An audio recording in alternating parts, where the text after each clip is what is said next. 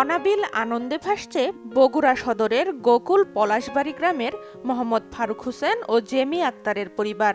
তাদের ঘর আলো করে আজ জন্ম নিল এক কন্যা সন্তান। আমার নাতনি হয়েছে, আমি আলহামদুলিল্লাহ খুশি। আপনাদের দোয়া চাই। আমার ভাগ্নি বড় হোক, বড় হয়ে লেখাপড়া শিখে বড় একটা কিছু হোক, আপনারা দোয়া করবেন। নবজাতক ও তার পরিবারকে শুভকামনা।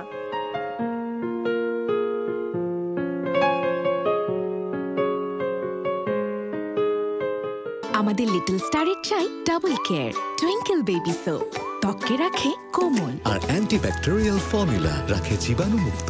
শুরুটা হোক যত্নে।